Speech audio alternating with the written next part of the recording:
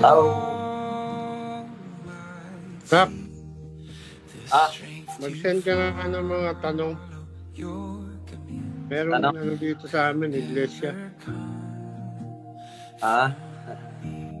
Sino para sa kanila si Jesus? Mga ganun tanong. Si Kuya. Wala eh. Uwi. Ay, pumasok. Sayang nga. Kailan pa kaya?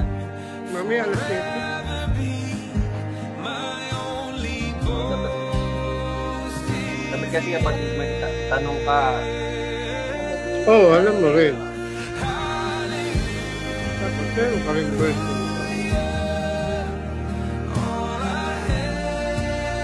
Yung mga verse na nagsasabi na si Kristo ay Diyos. Present mo sa kanila.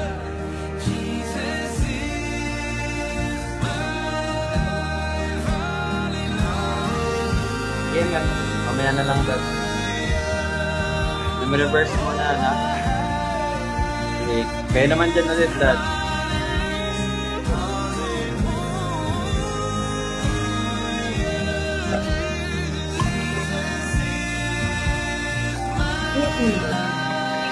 John 1:16.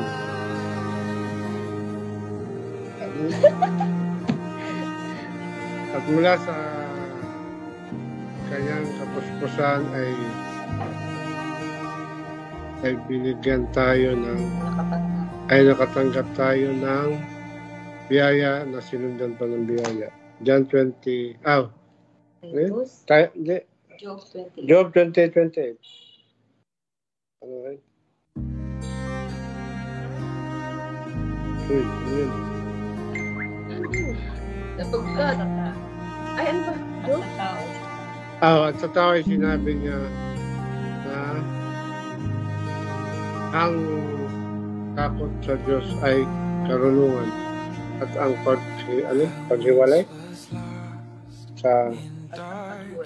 ang paghiwalay sa kasamaan ay kaunawaan. Tapos,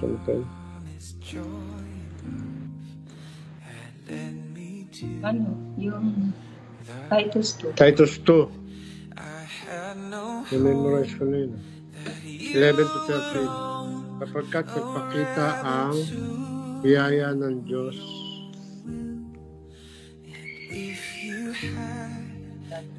na nagdadala ng kaligtasan sa lahat ng tao, na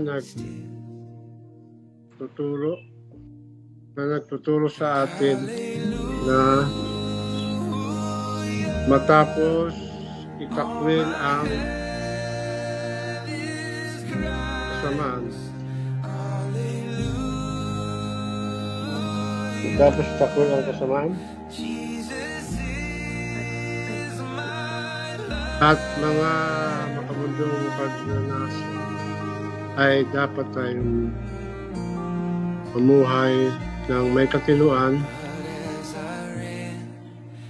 matuwid at banal sa kasalukuyang panahon, habang hinihintay natin ang mapalad na pag-asa.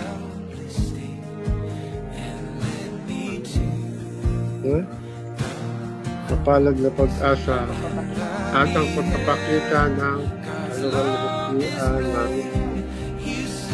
ating Panginoon, ating dakilang Diyos at tagapagligtas na si Jesus Cristo.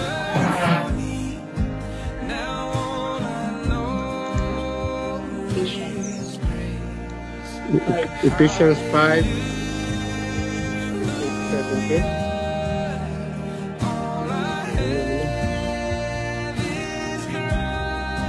Kaya't maging maingat kayo sa inyong paglakad,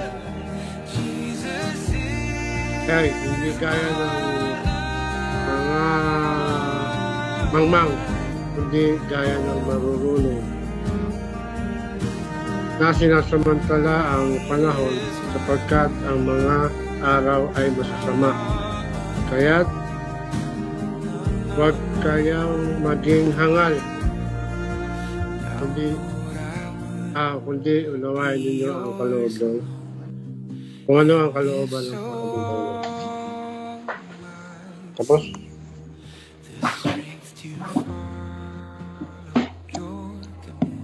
John 1 verse 16. At mula sa kapuspusan ay nakatanggap tayong lahat biyaya at sinundan pa ng ibang biyaya. Job 28 verse 28. At sa tao ay sinabi niya, narito ang takot sa Panginoon ay karunungan at ang paghiwalay sa kasalanan ay kaunawaan. Titus 2 verse 11 to 13.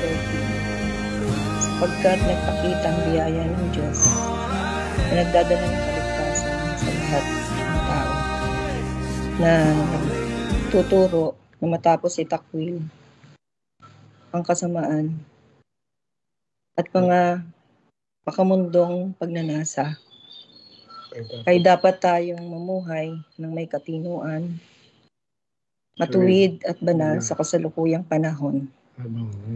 Habang hinihintay natin ang mapalad na pag-asa at ang pagpapakita ng kaluwalhatian ng ating dakilang Diyos at tagapagligtas na si Jesucristo. Amen. Kaya't mag-ingat kayo sa inyong paglakad. Hindi gaya ng mga mangmang, kundi gaya ng marurunong na sinasamantala ang panahon sapagkat ang mga araw ay masasama. Kaya't huwag kayong maging hangal, kundi unawain ninyo kung anong kalooban ng Panginoon. Kamsa? Una. John 16. Job 28:28. At sa tao ay sinabi niya, narito ang takot sa Panginoon ay siyang karunungan at ang paghiwalay sa kasalanan ay kaunawan. John 1:16. At mula sa kanyang kapuspusan tumanggap tayong lahat ng biyaya na sinundan pa ng ibang biyaya. Titus 2:11 to 13. Sapagkat nagpakita ang biyaya ng Diyos na nagdadala ng kaligtasan sa lahat ng tao na nagtuturo sa atin na matapos itakwil ang kasamaan at mga makamundong pagnanasa ay dapat tayong mamuhay ng may katinuan, matuwid at banal sa kasalukuyang panahon habang hinihintay natin ang mapalad na pag-asa at ang pagpapakita ng ating dakilang Diyos pagpapakita ng kaluwalhatian ng ating dakilang Diyos at tagapagligtas na si Jesucristo. Ephesians 5:15 to 17. Kaya't maging maingat kayo sa inyong paglakad, hindi gaya ng mangmang, kundi gaya ng marurunong na sinasamantala ang panahon sapagkat ang mga araw ay masasama. Kaya't wag kayo maging mga hangal, kundi unawain ninyo kung ano ang kalooban ng Panginoon. Okay. So, ayan po, no? Thank you. So, patuloy lang natin memorize yung mga Bible verses. So, next week, tingnan natin kung may madadagdag. Alright, so good afternoon. Hello po sa mga kasama natin, no? So, sana makapag-open kayo ng cam. And sa online, hello din. So, Friday, this will be the last day. Tatapusin po natin yung hanggang verse 11, no? Sa hapong ito. So, wag na tayo magtagal. Let us open our Bible in Matthew chapter 4. Babasahin natin yung mula po sa verse 8. Let us open verse 8. Matthew 4 verse 8. Sige din, request natin. Pwede ba si Ate Arshan basahin? Nandiyan ka ba, Ate Arshan? Or may ginagawa?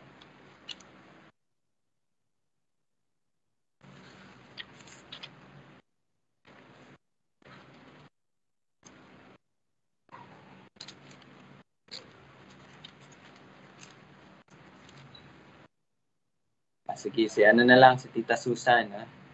Verse 8 po hanggang 11 po. Sige po. Mateo chapter 4 verse 8 to 11. Pagkatapos dinala siya ng dyablo sa isang napakataas na bundok at ipinakita sa kanya ang lahat ng kaharian sa daigdig at ang karangyaan ng mga ito. Nay, sinabi ng dyablo sa kanya, ibibigay ko sa iyo ang lahat ng ito kung magpapatira pa ka at sasamba sa akin. 10. Kahit sumagot si Jesus, lumayas ka Satanas, sapagkat nasusulat, ang Panginoon mong Diyos ang dapat mong sambahin at siya lamang ang dapat mong paglingkuran. 11. Pagkatapos iniwan na siya ng dyablo, dumating naman ang mga anghel at siya ay pinaglingkuran nila. Amen. So, yun po yung salita ng Panginoon. Tayo po ay manalangin muna. Let's pray. O Diyos, ang hari ng mga hukbo, ang siyang nagtatag ng lahat. Maraming salamat dahil ikaw ay matuwid at nasa iyo ang katarungan at ang katuwiran. Hindi mo pinapabayaan, Lord, ang mga nangangailangan at iyong pinaparusahan ang mga mapagmataas, mga palalo. Salamat, O Diyos, dahil hindi mo po pinabayaan. Bagkus ikaw po ay nagligtas para sa iyo ng mga tao, Panginoon, na iyong pinahabagan. At salamat sa aming puso na nagmula sa iyo, Panginoon, at sa aming kagalakan na mag-aral ng iyong salita. Ikaw po ang patuloy na magpaunawa nito. Ipaliwanag mo po ito sa bawat pag-iisip ng bawat isa. At gaya nga ng sinabi ni Apostol Santiago na ang aming pananampalataya na yung ipinagkaloob ay tunay ang sakdal sa pamagitan ng aming mga gawa. Na hindi lamang po kami taga-kinig ng salita, bagkus mga taga-gawa rin nito. Salamat Panginoon dahil ang kakayanan sundin ng iyong salita ay nagmumula lang din sa iyo. Kaya lahat ng kapurihan, pasasalamat ay sa iyo lamang, O Diyos. Aming panalangin sa pangalan ni Jesus. Amen. Okay, so balik tayo sa verse 8. Ito po yung huling tukso, no, na record. So verse 8, muli, dinala siya ng dyablo sa isang napakataas na bundok at ipanakita sa kanyang lahat ng mga kaharian sa sanlibutan at ang karangyaan ng mga ito. So, kung atin pong maunawaan, kumbaga, kung ma-imagine nyo po, no, pinakita yung mga, ano bang nagre-represent ng kaharian? No? Ano yung nire-represent po ng kaharian? Di ba? Power. No? Power, glory, fame, riches, no? Kumbaga, yun nga, no? Kayamanan. So, yun po yung pinakita, no, ng dyablo sa ating Panginoong Jesus. And so, meron po ba kayong parang naaalala nung binasa niyo po yung verse 8 na parang similar or katulad po na ipinangako din naman, no, sa Panginoong Jesus. Meron po ba kayong naaalala or parang na-imagine nung binasa niyo po yung verse 8?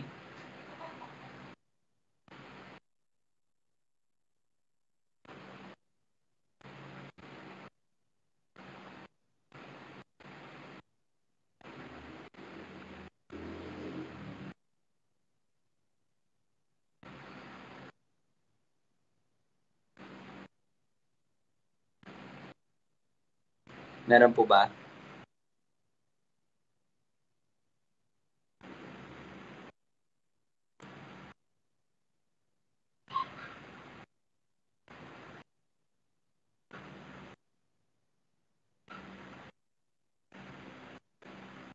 So sabi po niya dyan, no,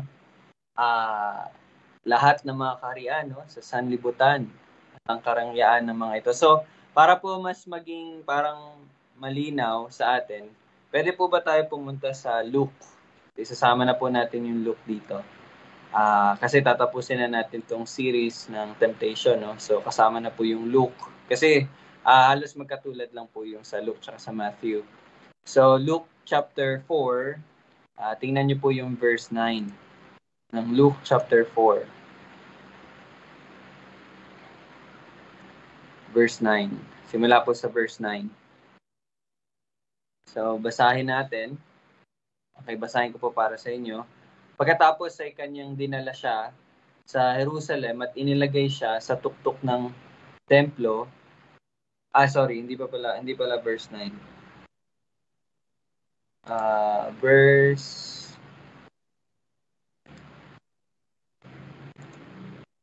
Okay, verse 5. Verse 5, sorry. Sa verse 5, sasabi po dyan, pagkatapos ay dinala siya ng dyablo sa isang mataas na lugar at ipinakita sa kanya sa isang saglit. Isang saglit ang lahat ng mga kaharian sa sanlibutan. So, dito sa Lucas, makikita natin na hindi lang po yung parang sa lugar na iyon yung nakita nila, ay yung ipinakita sa Panginoong Jesus. Diba kasi kung may imagine natin kay Matthew, parang dinala siya sa mataas na lugar, and then kung ano yung visible, kung ano yung makikita ng kanyang mata doon, yun lang yung makikita niya. Diba? Parang ganun po yung sa Matthew. Pero dito naman kay Lucas, tingnan niyo po, no, ipinakita sa kanya sa isang saglit. So parang ano siya, parang hindi siya normal na pag dinala ka sa taas, nakita mo. Parang other dimension. Parang ganun po ang nangyari. And then, ang lahat ng mga kaharian sa sanlibutan. So, hindi lang yung, na-imagine niyo po ba yung sinasabi ko? For example, alam niyo naman kay Razon, no? Pag ako umakyat ako kay Razon, makikita ko lang kabkaben. Hindi po ganun ang nangyari. Okay? But ang nangyari dito is parang dinala siya sa isang mataas na lugar and then parang siguro lumipad or hindi natin alam. Pero one thing is for sure, nakita niya yung lahat ng mga kaharian sa sanlibutan. Hindi lamang po doon sa Jerusalem, but pati na doon sa mga lugar na makikita natin or mababasa sa oras na to ay yung mga, kumbaga, mga kilala na mga bansa. Kasi hindi pa naman po na di-discover lahat, 'di ba, during this time. So, kaya nga ang tawag yung mga kilalang bansa lang, parang ganoon. So, yun po yung pinakita sa kanya. And then pansinin niyo po yung sinabi dito ng Diablo in verse 6 sa Lucas, no? At sinabi sa kanya ng Diablo, ibibigay ko sa iyo ang lahat ng mga kapangyarihang ito at ang kaluwalhatian nila, sapagkat ito'y naibigay na sa akin at ibinibigay ko kung kanino ko ibig. So, ano po yung makita nyo dito sa sinabi ng Diablo? So, kiniklaim niya na nabigay yun sa kanya. Okay? Kiniklaim niya na nabigay sa kanya. Ibig sabihin, pag sinabi niyang binigay sa kanya, sinasabi niya na siya na yung nagmamay-ari. Okay? In which, tama po ba yung sinabi niya? Tama po ba yung sinabi ng Diablo? Sa kanya po ba? Yes or no? Pili na kayo. Sino yung yes? Okay, kung walang yes, ibig sabihin lahat kayo no. Si Gab nag-yes. Ibig sabihin totoo yung sinabi ng Diablo. Ano yung yes? Yes, sa kanya. Nabigay sa kanya yung lahat ng kapangyarihan, kaluwalhatian. Oh, yes. Yes, okay. Yes si Daddy. Pwede nyo bang i-defend yung yes nyo? Bakit nyo nasabing yes?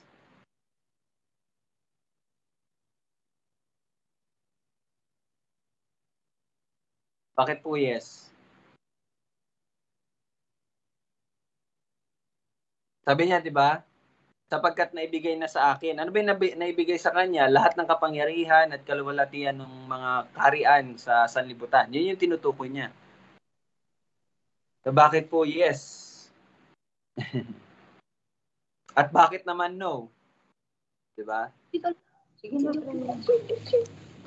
Sige po. Siya ang naghahari sa sa makamuldong dito, sa kamulduhan. Okay. So I think maalala niyo po, no, sinabi po sa Ephesians, 'di ba, Gab? Ephesians chapter 2. Siya ang prinsipe, hari ng himpapawid, prince of the air. Actually ang sagot po sa tanong ko, yes and no. Yes and no. Bakit po? Yes. Yes in a way na siya ang nagahari dahil nga kadiliman ng nandito sa mundo. Okay? Tama po yun. Yes, nag-aari siya in terms of kamunduhan. Pero no,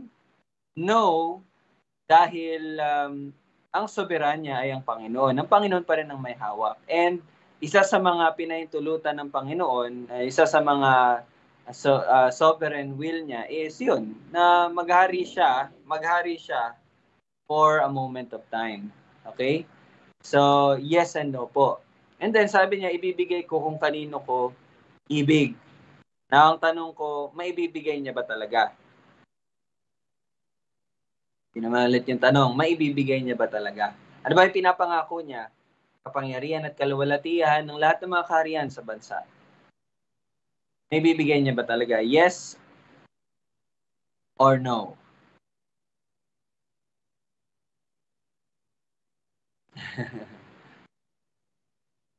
Ano lang to, parang general knowledge lang to na tanong. Hindi po maibibigay. Okay, bakit po, Tita Susan? Kasi isa lang din po siyang ng Panginoon, kasi ang Panginoon Diyos ang nito eh. Ang Panginoon lang tangi ang may kakayanan na ang tawag magbigay na. Basta ang Panginoon po ang wala pong kakayanan po magbigay yung ang diablo. Ang Panginoon lang po may kakayanan ng lahat. Kasi siya po yung makapangyarihan. Kumbaga, isa lang din naman siyang inano ng Panginoon, di po ba? Okay. Sige po, no? So, yes, actually, ang sagot ko is yes and no pa rin. Yes at no pa rin. Bakit po? Yung sa no is, tama, hindi niya talaga maibibigay. Pero depende kasi yon kung ano po yung ibibigay natin na kahulugan sa kapangyarihan at kaluwalhatian ng kaharian. Kasi po, tunay po na naibibigay niya yung power, yung glory, yung money, yung fame. Kaya nga 'di ba, tingnan niyo po yung mga sikat po ngayon ng mga celebrity, mga powerful na mga politician. Tunay po 'yon na kumbaga sasabihin natin binenta nila yung kaluluwa nila.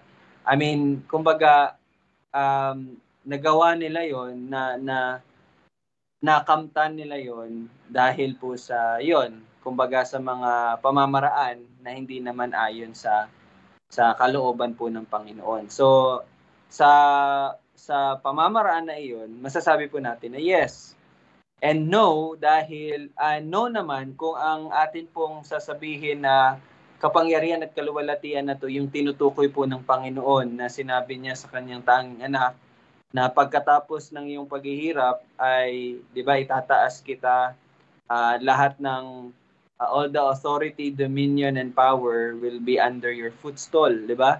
Nasa ilalim ng iyong paanan. So, actually, yun po yung tinatanong ko sa inyo kanina, kung may naalala po ba kayong promise.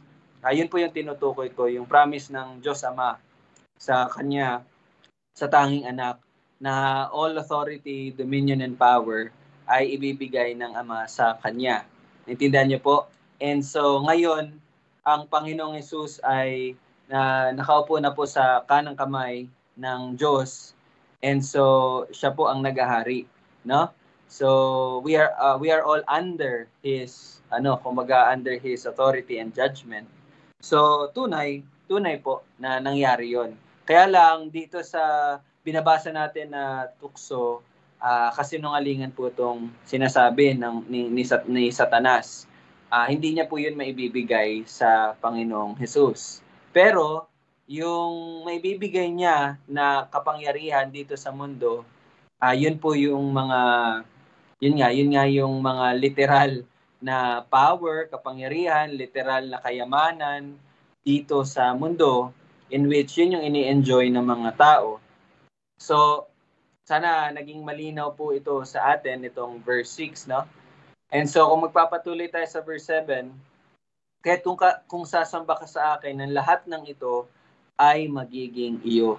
So, ito na po yung temptation na related po sa lust of the eyes, no? Yung pagnanasa ng mata. Ito gusto ko ng kapangyarihan, gusto kong sumikat, gusto kong yumaman, gusto ko ng kape, gusto ko ng tinapay. Joke lang, no? Pero ayun nga po, ito pong temptation na to is very common to all men. Lahat naman na naging temptation na binato ni Satanas sa Panginoong Hesus, it is very common para sa lahat po sa atin. Ayun din po yung laging ino-offer talaga ng diablo sa atin. Ibibigay niya yun kung sasamba ka sa kanya. Okay? For example, ibibigay, gagawin kitang mayaman, pero samba ka sa akin, gawin mo yan sa pamagitan ng pagbebenta ng droga. Diba? Sige, yayaman ka sa pamagitan ng korupsyon. Diba? Sige, sisikat ka sa pamagitan ng paghuhubad. Pagpapakita ng laman. Diba? Sige, sisikat ka or yayaman ka or magkakaroon ka ng mataas na posisyon sa gobyerno kung tatanggap ka ng mga bribe, no? Under the table, suhol. Diba? Very common. You see? That is very, very common to all men. Bibigay yun sa'yo kung sasamba ka sa akin, sabi ng diablo. And lahat ng iyon ay nangyayari sa atin.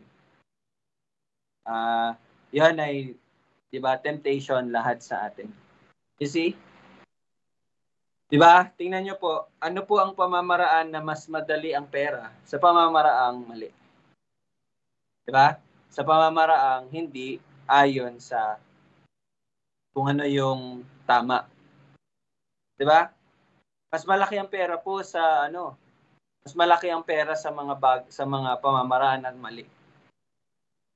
'Di ba? Tama 'yun. Totoo po 'yun. Kaya lang ang sasamba ka sa diablo. Ibig sabihin, ano bang ibig sabihin ng sasamba? Ano po bang ibig sabihin anong ibig sabihin na sinabi ni Satanas, sasamba ka sa akin? Ano ibig sabihin po nun? Susunod. Okay, susunod. Pag sinabi mo kasing sasamba, papasakop ka. Okay? Nagpapasakop ka. Ibig sabihin, kung ano yung pamamaraan ko, kung ano yung gusto ko, yun yung gagawin mo. You see? So, yun po yung yun yung kailangan mong gawin. Diba? Para yun, maging mayaman ka or successful. Pero tingnan niyo po yung sagot o yung tugon po ng Panginoong Hesus. At sumagot si Jesus sa kanya, nasusulat, sambahin mo ang Panginoon mong Diyos at siya lamang ang iyong paglingkuran. Okay? Now, hindi ko na po ito i-explain, itong verse 8, no? Kasi alam naman po natin yan, ibig sabihin nga ng sumamba sa Panginoon lamang at siya lamang paglingkuran, ibig sabihin, ang pamamaraan niya lamang ang ating susundin. Diba? Gagawin natin yung mga bagay-bagay ayon sa kanyang kalooban. Pero ang gusto ko pong i-exhort sa inyo dito sa verse 8 is, yun nga, alam na natin to eh. Diba? Alam na po natin yan. Actually, malinaw pa sa malinaw ang verse 8. Yung tugon po ng Panginoon Hesus, actually ito yung pinakamalinaw sa lahat eh. 'Di ba? Napansin niyo po, yung dalawang nauna, kailangan pa po nating mag-dig deeper sa ibang verses para maunawaan natin. Diba? Anong ibig sabihin na ang tao ay nabubuhay sa bawat salita ng Diyos?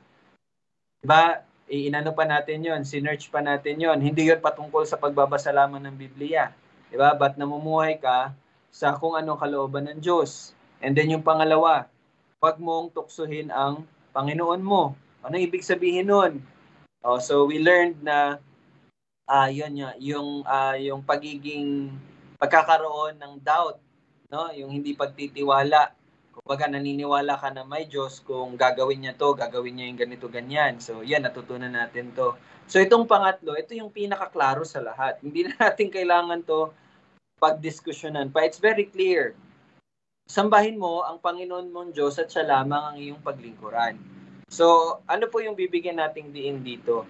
Kaya nga po sa prayer ko po kanina, nabanggit ko po yung sinabi po ni Apostle James sa kanyang sulat na ang mapalad ang taong hindi lang nakikinig, hindi lang tagapakinig, but tagagawa ng kanyang salita, ng kanyang kautusan. So, ibig ko pong sabihin is, yes, no, mga kapatid, each one of you na nandito na nakikinig pati sa online, pati sa mga wala na makakapanood nito, each one of us, we know na it is only God that we must worship and serve. But the question is, siya lamang ba talaga ang ating sinasamba at ang ating pinaglilingkuran? Yun na yung tanong eh. 'Di ba? Hindi ko po 'to sinasabi as a requirement sa kaligtasan. Again, sana mawala na po yan sa mind natin. Ito mga bagay na sinasabi natin, ito ay hindi na po patungkol sa ating kaligtasan, but patungkol na po sa dapat nating ipamuhay bilang mga niligtas na. Okay? And syempre, kung ikaw ay niligtas ng Panginoon, you will only worship and serve the only one true God na nagligtas sa iyo. That's no question, 'di ba? Hindi na po 'yung tanong. 'Di ba? Pero ang tanong is 'yun, yung sa ating pamumuhay ngayon at this time. Tayo po ba ay sumasamba sa Panginoon lamang na ating Diyos at siya lamang ba ang ating pinaglilingkuran? Or meron pa po tayong mga bagay-bagay na kung saan yun ang sinasamba natin? Ano ba ibig sabihin nun?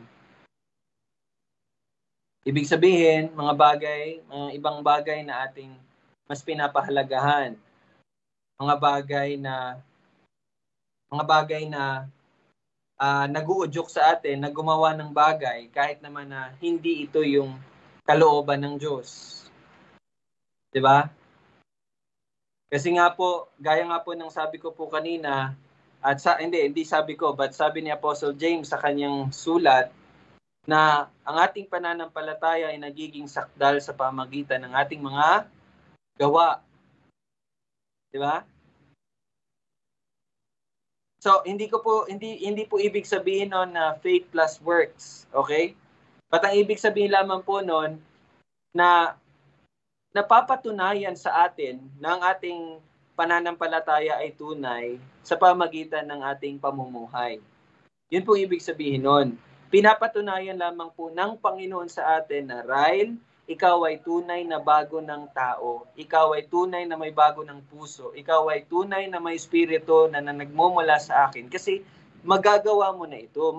Maipapamuhay mo na ito. Kaya Ryle, ipapakita ko sa iyo na mapapamuhay mo to. Magagawa mo to. Ako lamang ang iyong sasambahin. Ako lamang ang iyong paglilingkuran. Magagawa mo yan. Ipapakita ko yan sa iyo. Ganun na po. Hindi po yung kabaliktaran na, okay, dapat gawin ko to, dapat gawin ko to, para mapatunayan sa iyo, Panginoon, na ako'y nananampalataya sa iyo. So, nakikita niyo po yung kaibahan ng dalawa.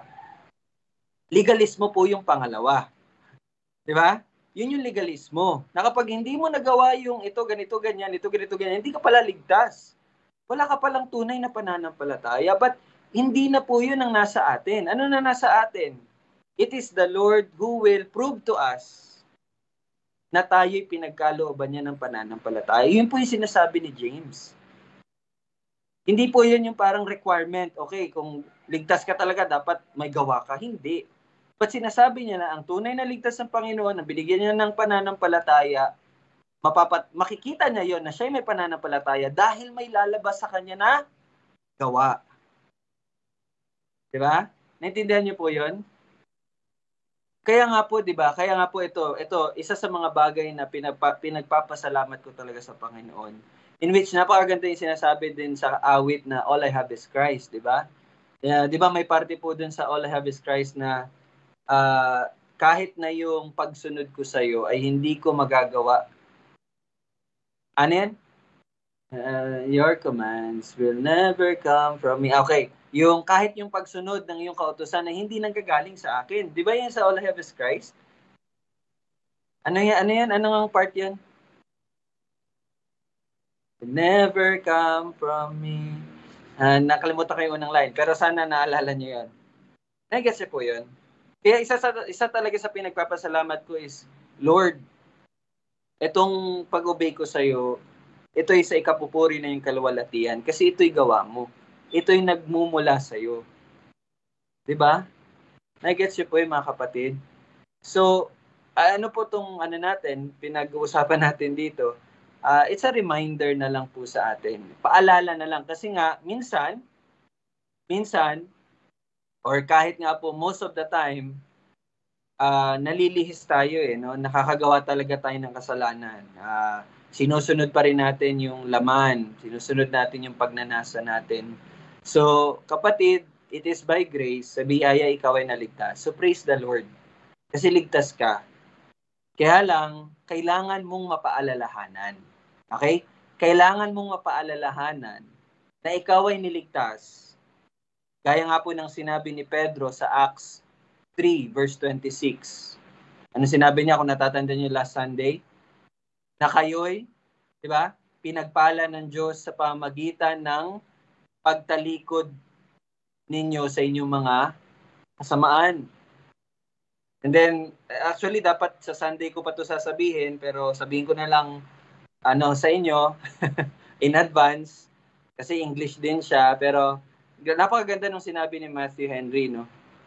Sabi niya, Christ came to bless us by turning us from our iniquity. Pinagpala tayo ng Panginoon sa pamagitan ng pagtalikod niya sa atin, kumbaga kagagawan niya na tayo tumalikod sa ating mga kasamaan and saving us from our sins, no? Pagliligtas sa atin mula sa ating mga kasalanan. Tapos sinabi niya dito, hindi lang pagliligtas sa kabayaran ng kasalanan, but pati na rin sa kapangyarihan ng kasalanan. So you see,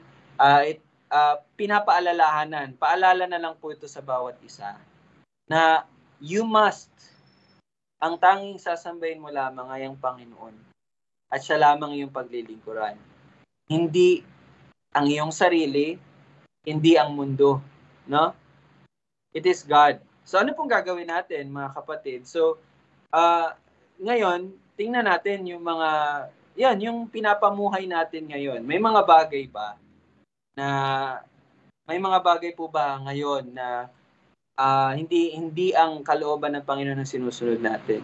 So kung meron man, ito ay paalala na sa inyo na tumalikod na po tayo sa ganong pamumuhay. 'Di ba? Gaya nga ng sinabi sa Ephesians 5:15-17. 'Di ba? Ano 'yon? Kung kaya't mag-ingat tayo sa ating paglakad, hindi gaya ng mga mangmang, kundi ng marurunong. Ano bang ibig sabihin ng marurunong? Ibig sabihin ng pinipili, ang sinusunod, ang ginagawa ay ang kalooban ng Diyos. Okay? So, it's good na alam nyo to. It's good na alam nyo to. Pero naway maging sakdal ito sa pamagitan ng ating mga pamumuhay. Yung ginagawa talaga natin, sinusunod natin. Okay, patuloy na po tayo. Verse 9. Sa Lucas, no? Balik na tayo sa Matthew. Matthew chapter 4. E-end na natin to. Verse 11. Balik tayo sa verse 10 muna.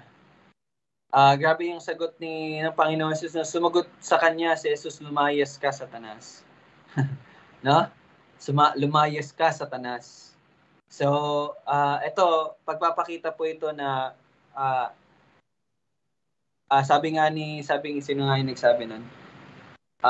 Hindi ko na maalala, basta ang thought nung sa preaching is, ang tanging ginagawa na lang talaga natin ngayon is nilalabanan ng kasalanan. Okay, nilalabanan. Anong ibig sabihin ng nilalabanan? Ibig sabihin po, hindi na tayo alipin ng kasalanan.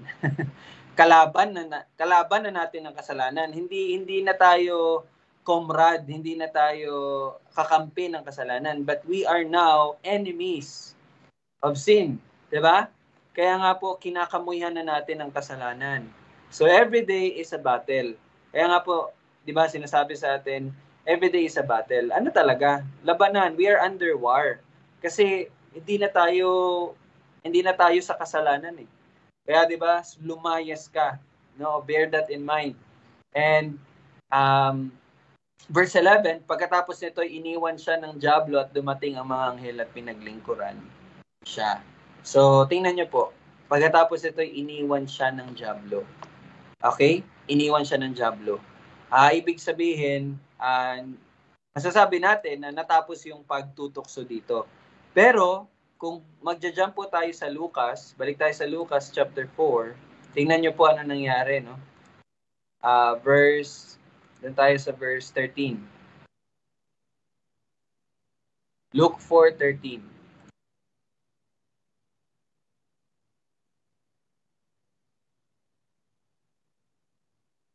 Ano sabi niyan? Luke 4:13, nang matapos na ng dyablo ang lahat ng panunukso, lumayo siya sa kanya hanggang sa isa pang pagkakataon. So hindi pa po pala tapos, no? Darating ang panahon na tutuksuhin na naman niya ang Panginoong Hesus. And ayon sa nabasa ko, ito po yung time na nanalangin po ang Panginoong Hesus sa Gethsemane. Ano po nangyari sa Gethsemane? Yung nanalangin ng Panginoong Hesus, yung sinabi niya na Panginoon, kung maaari, no, na hindi na daw niya inumin yung sa kopa, no. Hindi ko lang maano yung exact term, pero hindi po nagtagumpay pa rin ang panunukso. But ano sinabi ng Panginoong Hesus sa huli? Not my will, but your will. Okay? So, yun po yung nabasa ko na yun daw yung time na panunukso ulit. But anyway, ano to para sa atin, no? Tingnan nyo po, no? Lumayo siya sa kanya hanggang sa isa pang pagkakataon. So, ang temptasyon po is tunay po yan sa atin. Every moment. Tunay po yan sa atin every moment. May time na magugulat ka na lang, no? Praise the Lord na napagtagumpayan ko itong tukso na ito, no? Itong pagnanasa na meron ako. And then mamaya-maya lalabas ka lang ng bahay, hihiga ka lang, uupo ka lang, matutulog ka na, 'di ba? Mamaya-maya, boom, andyan na naman. Naintindihan sino po nakaka-relate sa akin? 'Di ba? Tunay po 'yan. Okay, yes, totoo po 'yan. Totoo po 'yan. No? Akala nyo tapos na? Hindi. Lumayo siya sa kanya hanggang sa isa pang pagkakataon. No? Lagi niyong tandaan. 1 Peter 5:8. Kaya sabi ni Mami, magpakatino kayo, no? Magbantay kayo. Ang dyablo na inyong kaaway ay tulad ng isang liyong gumagala at umuungal na humahanap ng kanyang malalapa. That's the nature. Tandaan niyo po, bakit po naging memory verse natin yung 1 Peter 5:8? Kasi yun po yung nature ng kalaban. That's one of the nature of our enemy. Para siyang leon na always na naka-crouch, gumagala, tinitingnan niya, naghihintay siya ng pagkakataon na sunggabang ka. You see? And ito pa, based on my experience talaga. Based on my experience. Social media talaga, sa akin po, ang social media is napakalaking factor talaga bakit ako natutukso talaga. It's the social media. Para sa akin, that's why Kung si Kuya, mapapansin nyo, laging mga false teachers yung binibira niya. Ako naman, the social media. Doon yung makikita yung ministry din na si Kuya, by God's grace, pinagkalooban siya ng wisdom na madali niya talagang ma-refute yung mga kamalian, mga maling katuruan. Ako ay na-amaze din talaga ako paano magsalita si Kuya, paano siya mag-explain na malito. Hindi ko naisip yun actually, yung mga sinasabi niya. Kaya it's by the grace of God, no? It's by the grace of God. And then sa akin naman, ang ministry ko talaga is, yun nga, yung siguro sa nakikita ko, and ewan ko lang kung nakikita nyo din, the ministry na meron ako is patungkol naman sa pamumuhay ng bawat isa.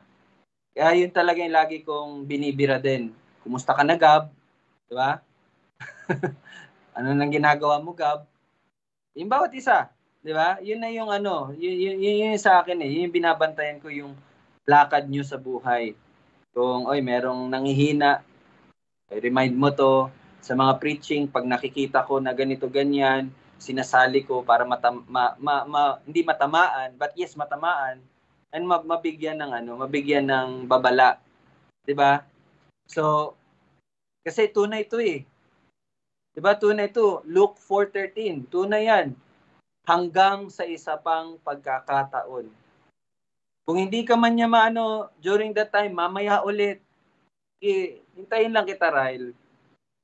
Di mo napagtagumpayan mo sa computer, mamaya paghiga mo. Pag ginamit mo yung cellphone mo, once nag-Facebook ka, bibirahin kita, Ryle. Yung mga ganung bagay. Okay? Naintindihan niyo po yun? Sana maging bukas na din po yung mga pag-iisip nyo. Yung aware na po ba kayo ba na you are in the battle always? Lagi. Di ba? Kaya nga pinamemorize ko po sa inyo 1 Peter 5:8 para hindi kayo maging kampante. I mean, maging kampante kayo in Christ. Pero ang ibig ko pa sabihin na huwag kayong maging kampante. Kumbaga, it's reality. Kumbaga, tunay na kailangan nating ipamuhay. Hindi tayo robot kasi.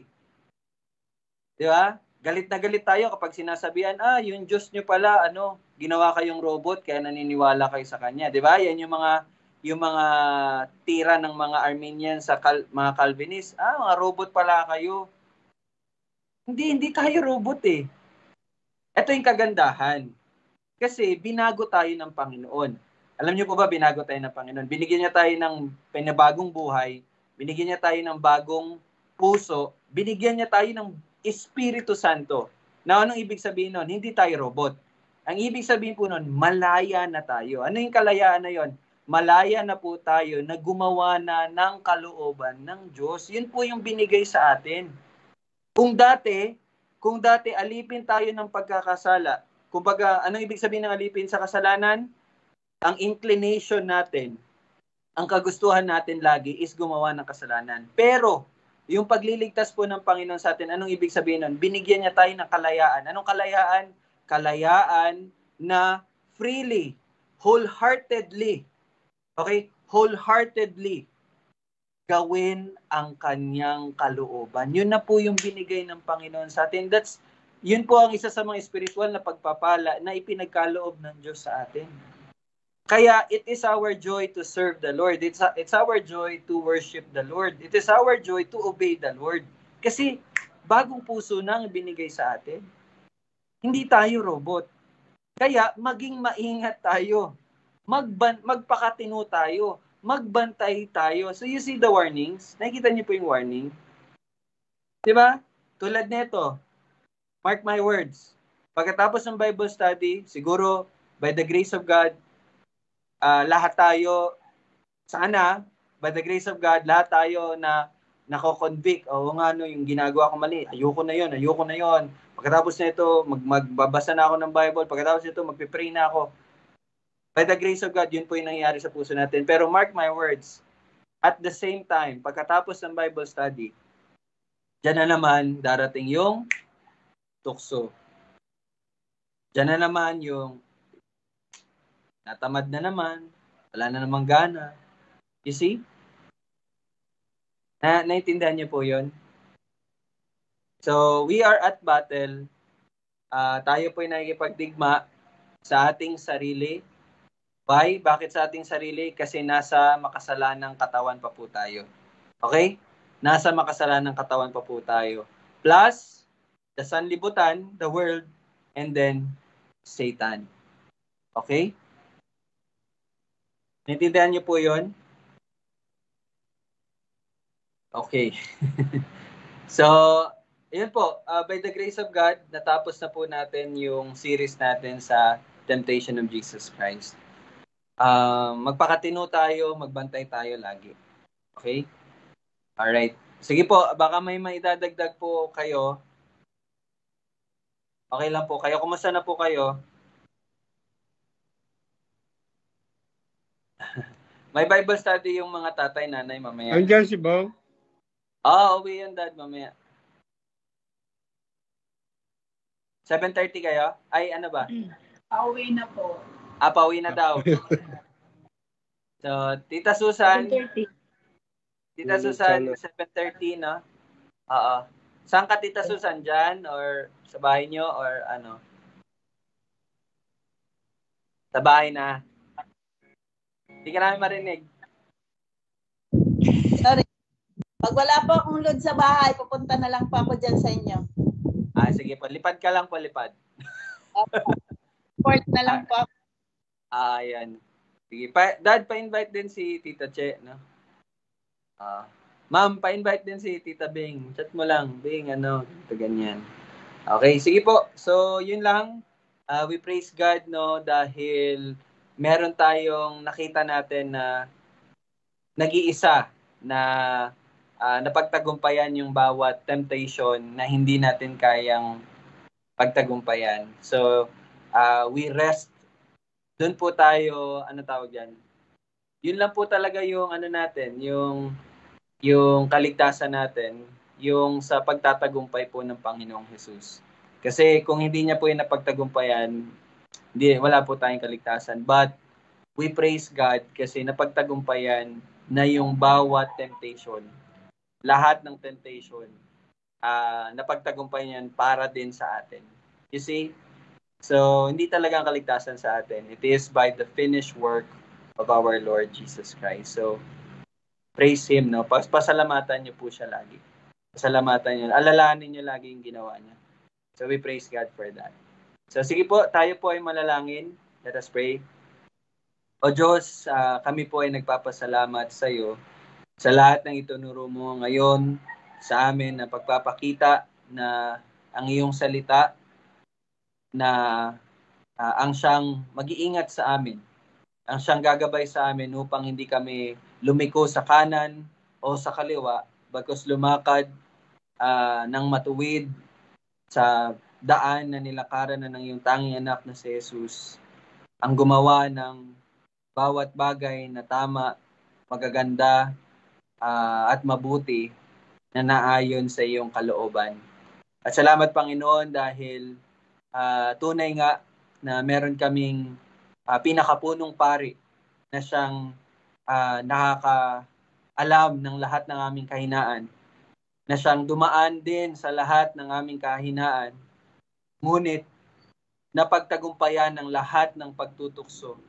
Salamat dahil ang kaligtasan namin ay nakay Panginoong Jesus lamang. At salamat dahil ito'y biyaya mo sa amin, na ipinagkaloob mo sa amin. Napakadakila ang iyong pag-ibig, O Diyos. Napakalawak, napakahaba, napakalalim, O God. At ito'y banal na pag-ibig. Walang makakatulad dito, ni walang makakapantay dito. It is incomparable. And salamat dahil umiibig kami sa iyo, dahil kami ay una mo nang inibig. At ngayon ay kami umiibig din sa bawat isa bilang iglesia, bilang iisa sa iyong katawan. Nagtutulungan, nagpapalakasan para po sa iyong kaluwalhatian. Patuloy mo po kaming ingatan, Panginoon. Patuloy mo kaming bigyan ng puso ng tanging hilig, kagalakan, kasabikan ay ang iyong salita at mamuhay ayon dito. At lahat ng ito ay para sa ikapupuri ng iyong kaluwalhatian. Salamat, O Diyos. Ito ang aming panalangin sa pamamagitan ng iyong tanging anak na si Jesus, na aming Diyos sa tagapagligtas. Amen at amen. Salamat mga kapatid. See you po bukas 7 p.m. sa NPHP. Bye-bye! Summer na summer kala Arsha, no? Punta kami dyan, ha? Bye-bye. Ingat ka, ate, ha? Yung dulas-dulas dyan. Sige. Bye-bye. Bye, Zoe!